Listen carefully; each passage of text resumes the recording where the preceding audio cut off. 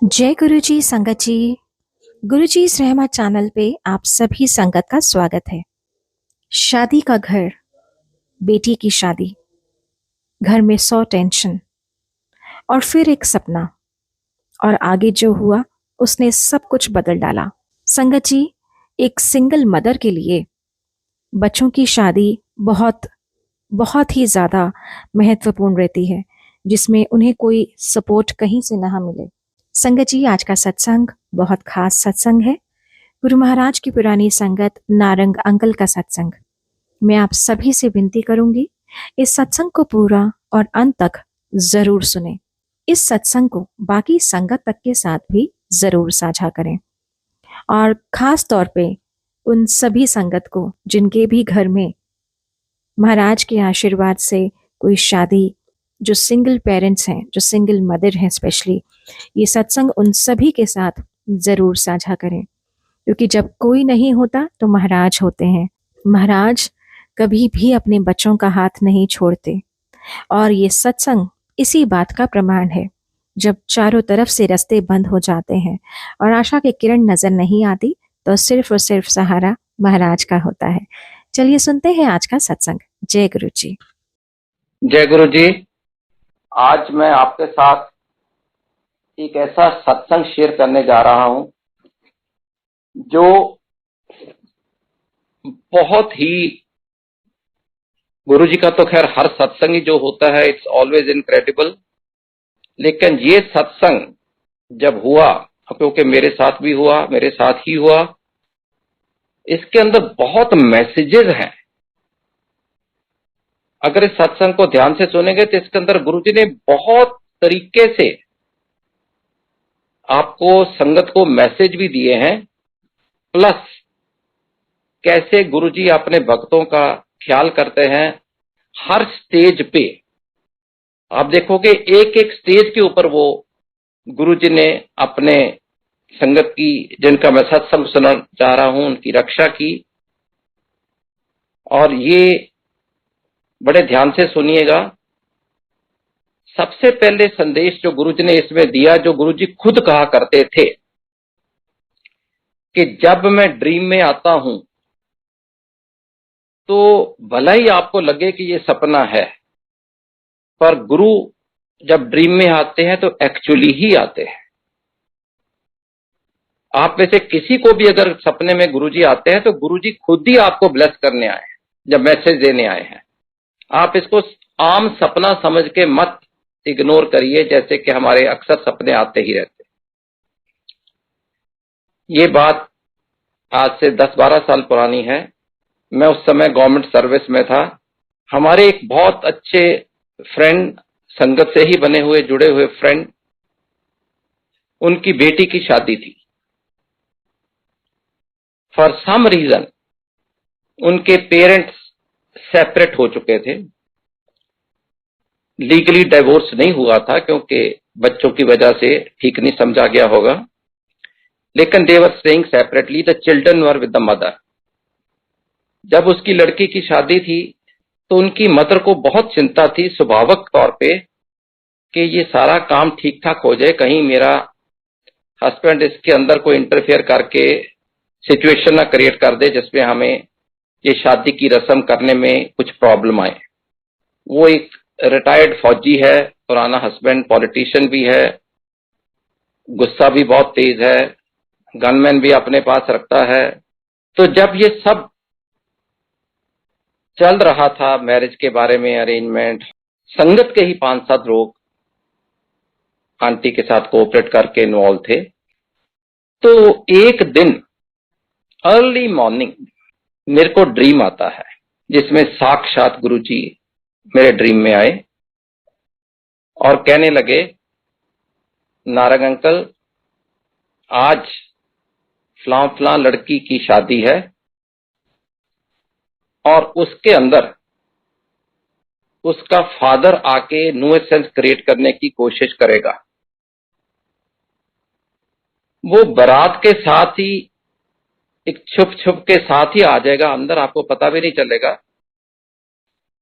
और उसको कैसे हैंडल करना है ये मैं जिम्मेदारी तेरे को देता हूं।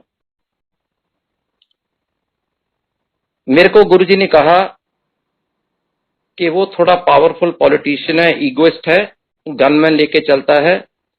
तुम भी अपने गनमैन जो मेरे को गवर्नमेंट की तरफ से मिले थे उनको साथ ही रखना। उस शादी में आपने उसको कैसे टैकल करना है, हर चीज की माइनर से माइनर, माइन्यूट से माइन्यूट इंस्ट्रक्शन मेरे को दी गई और इतनी खूबसूरती से दी गई कि मेरे मन को खूब रजिस्टर भी होगी। और जाते जाते मेरे को बोले कि अल्टीमेटली तो वो बेटी का, लड़की का बायोलॉजिकल फादर है, उसकी मिलनी करा देना ना रख, लेकिन ये याद रहे कि विदाई से पहले उसको वहां से भेज भी देना। मैं चौंक के उठा, उठ के मैंने अपनी आंटी को उठाया। मैं क्या आंटी, गुरुजी अभी आए थे, क्योंकि ये तो हम तब तक जान गए थे कि सपना नहीं आया था, गुरुजी आए थे। आंटी को मैंने फोन किया कि आंटी मैंने आपसे बहुत जरूरी बात करनी है एक, क्योंकि उसी रात की शादी थी। क्योंकि गुरुजी मेरे को कह के गए थे कि आंटी के जो भाई हैं वो भी फौजी हैं, वो भी गुस्से में आ जाते हैं, ये ना हो वहां गोली चल जाए, तुमको सब कुछ संभालना है। तो मैंने आंटी को कहा आंटी मैं आना चाहता हूं, मिलना चाहता हूं आपको और आपके भाइयों को, गुरुजी का मैसेज है। आंटी तो बहुत डिवोटेड है, गुरुजी के भक्त है। उनका हस्बैंड भी कभी कभी आता था शुरू में, जब उसको कुछ काम होता था गुरुजी से अपने सेल्फिश पर्पस के लिए। लेकिन गुरुजी के भाई गुरु संगत में तब भी नहीं थे, आज भी नहीं है। मैं वहां पहुंच गया तो हम एक कमरे में चले गए, आंटी, मैं और उनके भाई। सारा ही सपना डिटेल में सुनाया जो गुरुजी ने आके मेरे को सुबह इंस्ट्रक्शन दी थी। अब वो बड़े दंग रह गए कि ऐसा भी हो सकता है, क्योंकि जो गुरु का भगत नहीं है उसके लिए बहुत ही अचंभे की बात है। जो मैंने उनको समझाया या कहा कि ऐसे ऐसे गुरुजी ने कहा है कि वो रात को आएगा, बारात के साथ ही आ जाएगा, आपको पता भी नहीं चलेगा, और आके अपने आप को थोड़ा इम्पोज करेगा, मैं फादर हूं, न्यूसेंस क्रिएट करेगा। उन्होंने मेरे को बोला कि एक तो उसको लड़के को मिला देना और एक उसकी मिलनी करा देना फादर की। अब ये दोनों भाई तो तैयार नहीं थे, कहते ये कैसे मिलनी कर सकता है, आज से इतने सालों से तो कभी पास नहीं रहा, बच्चे उसको बाप मानते ही नहीं। तो मैंने कहा भी देखो गुरुजी का मैसेज है और आंटी से पूछ लो, जो माँ है, माँ ने कहा नहीं बिल्कुल हम तो करवाएंगे जैसे गुरुजी ने कहा। तो फिर वो क्या बोलते हैं, मान गए। सत्संग में बड़े ही मैसेजेस हैं।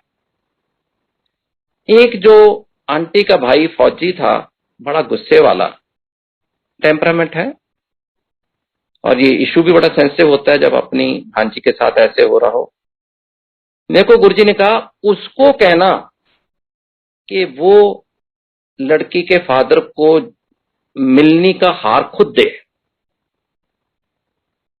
अब अगर इसका मतलब समझो तो बहुत डीप है। आइडिया वाज कि जब उससे मिलनी करानी है, ये तो उसको अपोज ही करने वाला था, उस समय इसका कुछ रिएक्शन भी हो सकता था। बेशक सुबह बात हो गई हमारी, फिर भी वो रात को कुछ कर सकता था, पर उसी के हाथ से मिलनी का हार दिलाने का मतलब था कि उसको बिल्कुल ठंडा शांत करना, ताकि वो इस चीज को एक्सेप्ट करे। समझ गई बात, आ गई सबके बात में समझ में। बाकी भी और छोटी मोटी जो इंस्ट्रक्शन दी उन्होंने, हमने फॉलो की।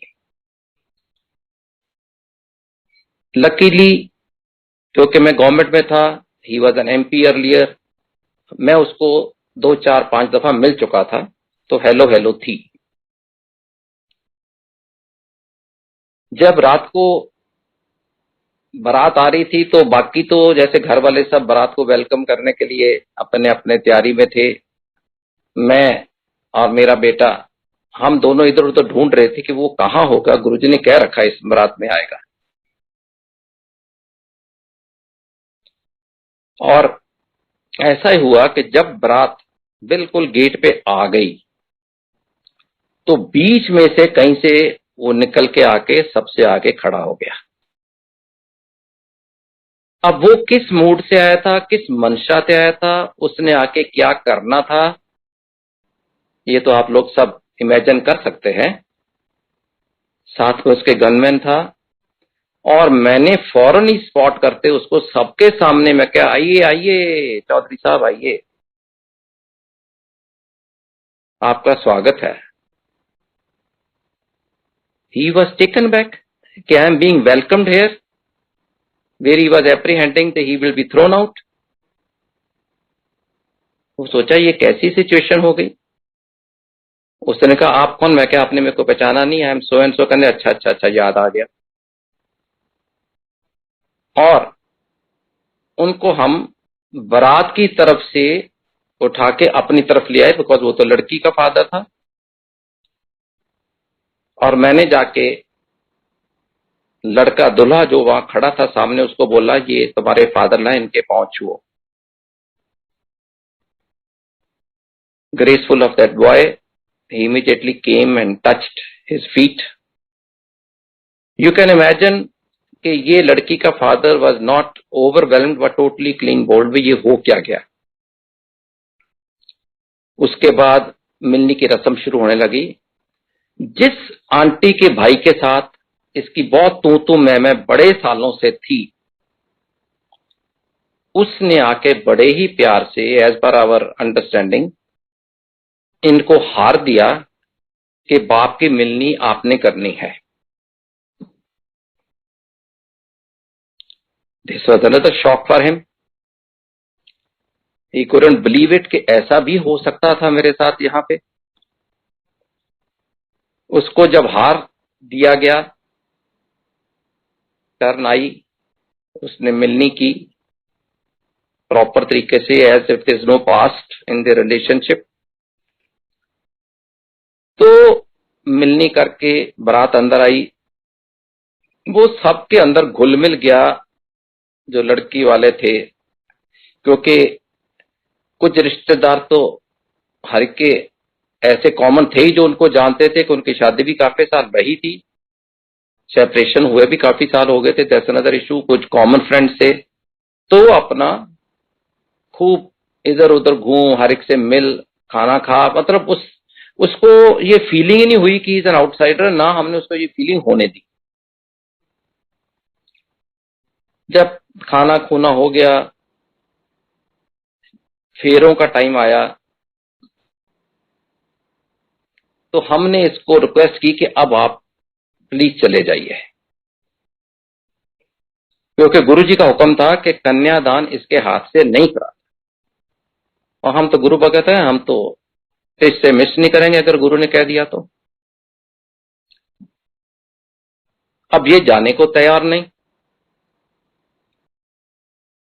इसने कहा कि क्यों, मैंने जब मिलनी की है तो कन्यादान भी मैं ही करूंगा।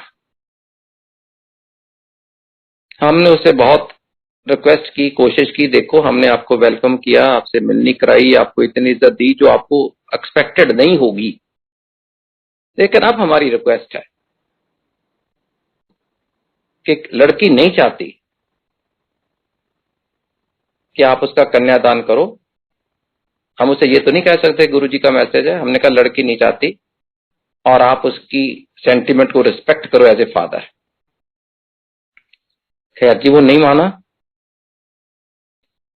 अपने गनमैन को बुलाया पास, कहता है अगर आप कन्यादान नहीं करने दोगे मैं गोली चला दूंगा। मैंने भी फौरन अपने दोनों गनमैन अपने पास बुलाए, यूनिफॉर्म में आए थे।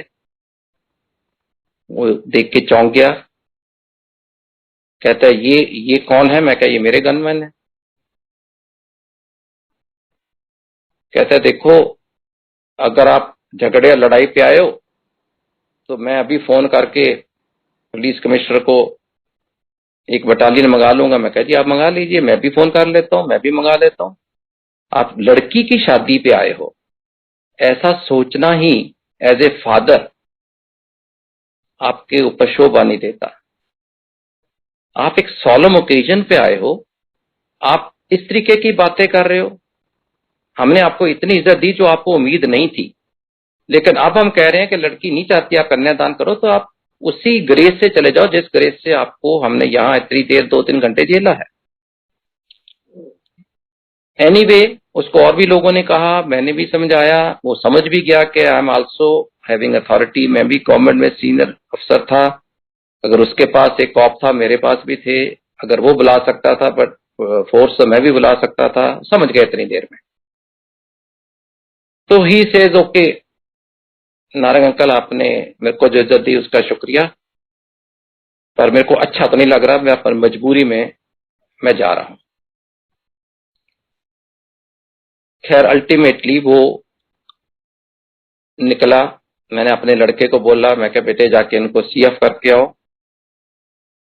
मेरे लड़के अमन ने उनको सी ऑफ किया और मैंने उसकी यही ड्यूटी लगाई कि आप देखते रहना कि कहीं वो वापस ना आ जाए। शादी तो अंदर थी, वो बेचारा गेट पे आसपास सब चक्कर लगा के इसी पे लगा रहा कि कहीं वो वापस नहीं आ जाए। ये जो हीटेड आर्गुमेंट उसके साथ चली कि मैं नहीं जाऊंगा, कन्यादान ही करूंगा, और मैंने कहा कि नहीं आप जाइए, कन्यादान नहीं आप करेंगे, ये 1-1.5 घंटा चली, अब not date at least more than an hour, और शादी का मुहूर्त का टाइम निकला जा रहा था। अंदर लड़की को ये खबर मिल गई कि उसका बाप ऐसे ऐसे कर रहा है, वो जाने को तैयार नहीं है, क्योंकि हमने लड़की के साथ भी वो गुरुजी का मैसेज शेयर किया था। वो बेचारी परेशान तो थी, पर somehow at that moment when the bride is all set for the finale, for the feras, she started sinking. उसको मेडिकल प्रॉब्लम हुई, हमें डॉक्टर बुलाना पड़ा, उसकी पल्स बहुत लो हो गई, उसको ड्रिप देना पड़ा इमीडिएटली, और ये सब कुछ चल रहा था। आंटी बहुत परेशान थे, इसको निकालो जल्दी से, मेरी लड़की को क्या हो जाएगा। अब हम अपने तरीके से कर रहे थे, लेकिन we couldn't force him beyond a point just to avoid confrontation. लड़के वाले भी क्या सोचते, कैसी फैमिली है। हालांकि लड़के वालों को ये सब पता था कि उनकी सेपरेशन है, उनका रिलेशन ऐसे है, तो छुपाई बात नहीं हुई थी, लेकिन ऑन दी स्पॉट अगर ऐसा कोई सीन क्रिएट हो जाए तो वो तो एम्बेरसमेंट रहती है हमारे लिए भी और उनके लिए भी। तो कर करा के फिर वो जब सिंक कर रही थी, उसको ड्रिप लगा, सब कुछ हुआ, नारंग आंटी के मन में पता नहीं क्या आया, जब गुरुजी ने ही जरूर डाला होगा मन में, इसने अपने इमीडिएटली मोबाइल पे जाके एक शब्द सो सतगुर प्यारा मेरे नाल है उस लड़की के कान के साथ लगा दिया। शी वॉज अनकॉन्शियस, मैंने बताया सिंग कर रही थी, वो अनकॉन्शियस थी। जब जब वो शब्द बजता गया, चलता गया, लड़की को होश आती गई, लड़की यानी आंख खोल ली,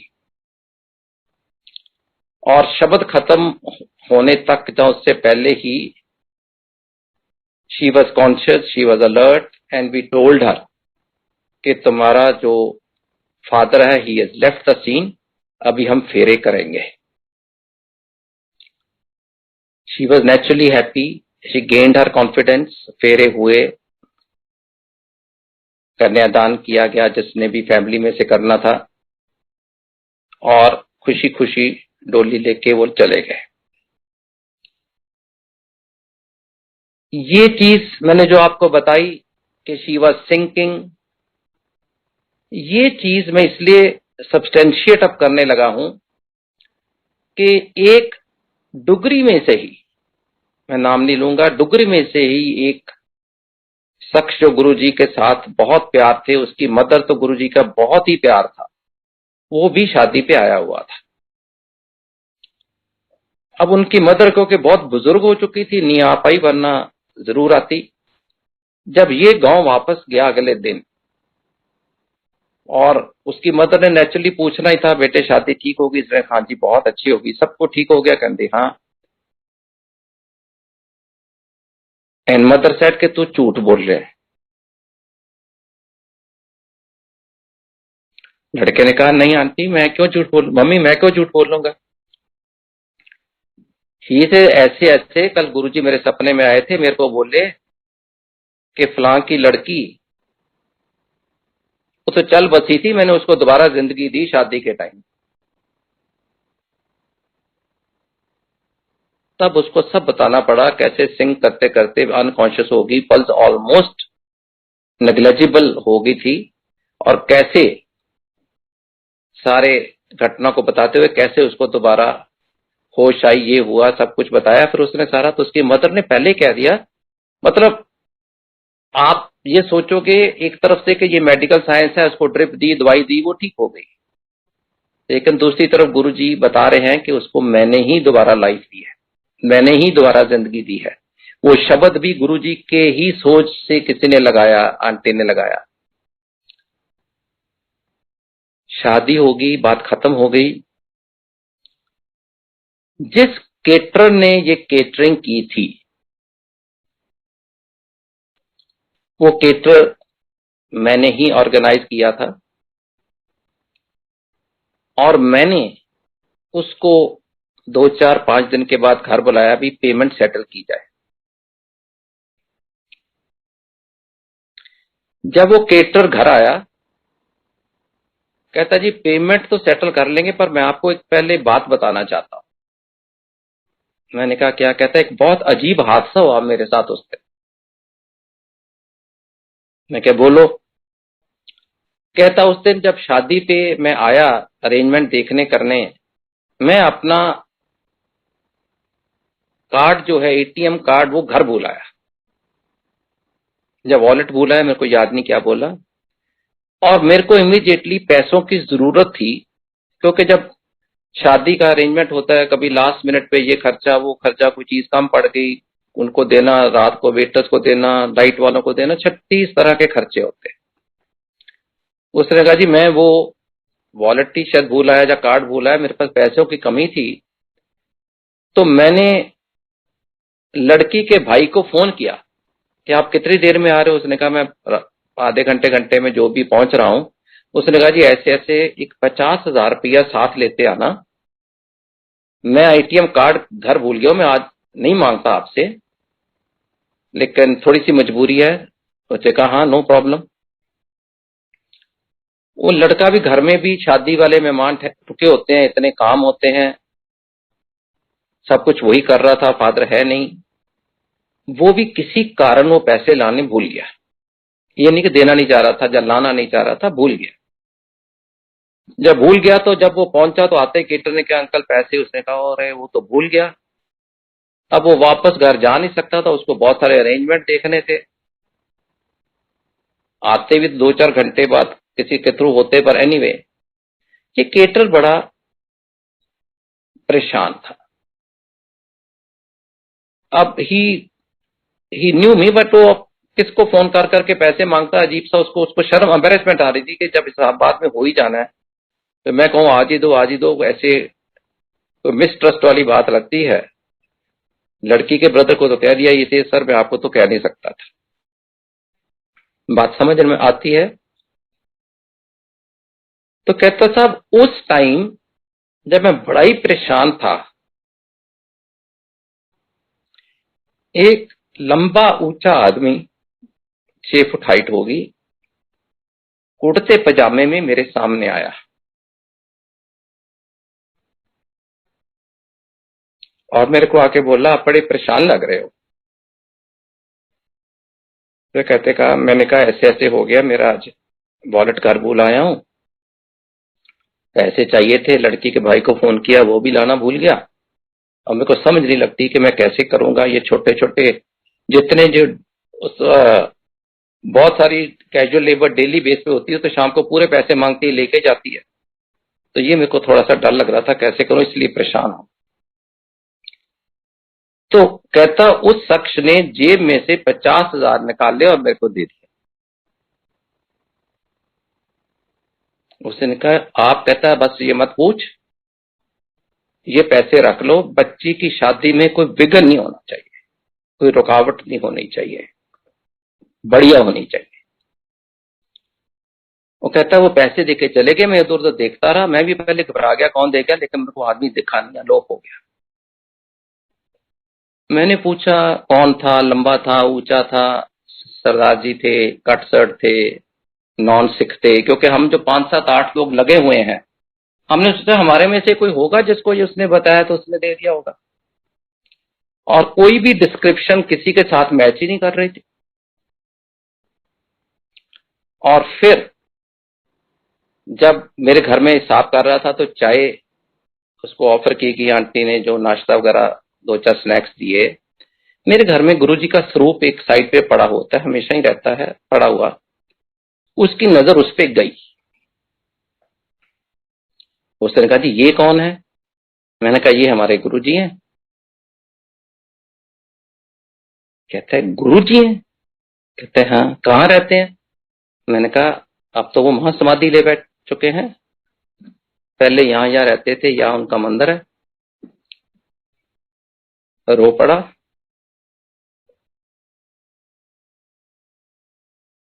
कहता साहब यही साहब थे जो मेरे को पैसे दे के गए। कुदरती बात है, मैं भी अपने आप को कंट्रोल नहीं कर पाया। I am sorry, me emotional. उसने कहा साहब यही साहब, यही आदमी मेरे को पैसे दे के गया। उसने साहब ने उसने कहा यही आदमी मेरे को पैसे दे के गया। हमें तो मालूम है हमारा गुरु क्या नहीं कर सकता। जब हिसाब हुआ, उस एक्स अमाउंट जो देना था उसको आंटी ने मेरे को दे रखा था। उसने कहा जी ये 50,000 काट लीजिए, ये तो मेरे को मिल चुके हैं। मैंने कहा अंकल आप क्योंकि आपने खुद ही बता दिया ये पैसे गुरुजी ने आपको दिए हैं, ये हिसाब आपका और गुरुजी का है, हम बीच में नहीं आ सकते, हम आपको पूरी पेमेंट देंगे। तो उसने कहा जी फिर मैं इसका क्या करूं, मैं तो रख नहीं सकता। मैंने कहा ये आपकी मर्जी, आप गुरुजी के आश्रम में जाके गोलक में डाल सकते हैं, आप किसी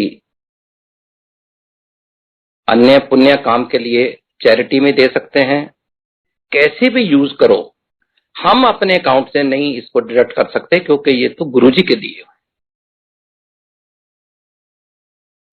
उसने कहा ठीक है। और फिर उसने जो बात बताई वो भी बहुत अचंभे वाली, क्योंकि जैसे शादी 1 तारीख को हुई, मैं उसको रोज फोन करता था कि बिल सेटल कर, जो बिल सेटल कर रो। अगले 15 दिन नहीं आया था। घर की बात है जी फिर आ जाएंगे, पर मैंने कहा साहब खत्म होता कि टेंशन खत्म हो जाती है। वो एक डिफेंस एस्टेब्लिशमेंट की केटरिंग में था, वहां पे 3 अप्रूव्ड केटर थे, तो उनको टर्न मिलती रहती थी, कभी किसी को कभी किसी को। हमने इसको सिलेक्ट कर दिया बिकॉज मैं इसको जानता था। वो कहता जी मैं घर जाके, जिस दिन मेरे को ये 50,000 मिले, मैंने घर जाके अपनी मदर को बोला कि ऐसे ऐसे एक आदमी आया था, वो मेरे को ये इतने पैसे देके चला गया और अलोप हो गया, दिखा ही नहीं। और कहता है मेरी मदर ने, वो बहुत रिलीजियस लेडी हैं, उन्होंने कहा कि बेटे ये तो कोई परमात्मा आई है, कोई महापुरुष आए हैं, तो बड़ा भाग्यशाली है, तो बड़ा ब्लेस्ड है कि उन्होंने तेरे को ये ब्लेस करके गए, देखना तेरे को बड़े भाग लगेंगे। मदर ने कहा। He took it as motherly blessing कि माँ तो हमेशा चाहती है मेरा बेटा राइज करे, उसको हर तरह भाग लगे। लेकिन कह रहा है कि साहब उस दिन के बाद अगले 10 12 15 दिन में जब भी आप मेरे को बुलाते थे हिसाब करने और मैं नहीं आ पा रहा था, ऐसा मेहर हुई उस महापुरुष की, गुरुजी की, कि उस क्लब में डिफेंस वालों की, जहां पे बाकी 2 और केटर थे, उनके कुछ ऐसे कारण हो गए कि उन सब ने अपने अपने कह दिया कि हम नहीं कर सकते, सबके ही ऑर्डर कहता मेरे को मिल गए। और कहता उन दौरान एक बहुत बड़ा इनका फंक्शन होता था, air force day, annual air force day, जिसके अंदर 2000 आदमी आता है, जिसके अंदर president, air marshal, chief marshal सारे ही आते हैं। कहता उसकी केटरिंग भी मेरे को मिल गई और उसके बाद मेरा ऐसा नाम चला है कि मैं धन्य है, समझ नहीं सकता। आज वो गुरु भगत है, बहुत गुरु भगत है। इस तरीके गुरु जी अपने भक्तों के ऊपर मेहर करते हैं। कैसे सपने में आना, कैसे मैसेज क्लियर देना। इतनी खूबसूरत इंग्लिश, में को ये तो मालूम है गुरु जी डबल एम ए, उन्होंने कभी अपने हमारी बातों में कभी उन्होंने इस तरीके की इंग्लिश की वर्ड यूज नहीं किए कि नारायण वो तो बायोलॉजिकल फादर है, उसकी मिलनी करा देना। किस तरीके वो सारी रस्म का संपन्न करना, गुरु जी की मेहर, उनकी इंस्ट्रक्शन के मुताबिक कैसे लड़की का सिंक करना, कैसे गुरु जी का आके डुगरी में उनकी अंकल की मदर को बोलना कि मैंने उसको सेकंड लाइफ दी है, कैसे केटर के पास आना, कैसे फिर उसको ब्लेस करना कि उसने पूरा अरेंजमेंट बहुत अच्छा देखा। अगर आप इसको एनालाइज करो तो कितने ही मैसेजेस मिलते हैं और किस तरीके से गुरु की महिमा हमें पता चलती है कि जब गुरु देने पे आता है, जब गुरु बख्शिश करता है, गुरु अपने भक्तों का कल्याण करना चाहता है, तो वो हर चीज को मन में रख लेता है कि ये मुश्किल आ सकती है, ये आ सकती है, हर जगह साथ खड़वा रहता है। तो ये बहुत बड़ी एक गुरु वाली बात है। संता के कारज आप खुलोया, हर कम करावन आया राम। ये शब्द भी लगता था कभी कभी कि गुरु जी खुद ही खड़े होके अपने भक्तों के काम करते हैं। ये सत्संग उन सब के लिए है जो संगत में हैं, जो नए जुड़े हैं, उनके लिए बहुत जरूरी है समझना कि गुरु जी का ड्रीम में आना मीन गुरु जी का आना। बहुत भाग्यशाली हैं जिसको गुरु जी ड्रीम में आते हैं, कभी दर्शन दे जाते हैं, कभी ब्लेस कर जाते हैं। अगर मेरे को भी उन्होंने कुछ इंस्ट्रक्शन दी तो मेरे को उन्होंने इस काबिल समझा, मेरे को ब्लेस ही किया। ऐसे सत्संग सुन के आपका दृढ़ विश्वास इतना मजबूत हो जाता है कि नई संगत के लिए तो ये हैं ही बड़े, आई वुड से कि बिल्कुल होंठ खड़े करने वाले, लेकिन पुरानी संगत का भी दृढ़ विश्वास जो कभी कभी हर चीज को कि हम कभी टेक फॉर ग्रांटेड ले लेते हैं, बैक ऑफ द माइंड चले जाता है, वो भी टैप करके गुरुजी उसको आगे ले आते हैं और वो कहते होंगे सी मेरे नाल जुड़ो ते फिर देखो मौजा। Thank you so much uncle, बहुत ही प्यारा सत्संग हम सभी संगत के साथ साझा करने के लिए। शुक्राना है गुरु महाराज का जो हर दिन, हर पल, हर क्षण अपने ना जाने कितनी ही संगतों का कल्याण करते आ रहे हैं। उम्मीद करूंगी कि हमेशा की तरह आज भी संगत को अपनी बहुत सारी उलझनों के, बहुत सारे प्रश्नों के उत्तर ज़रूर मिले होंगे। संगत जी, गुरु महाराज इसी तरह अपनी कृपा दृष्टि हम सभी पर करते रहे, इसी कामना के साथ जय गुरु जी। शुक्राना गुरु महाराज।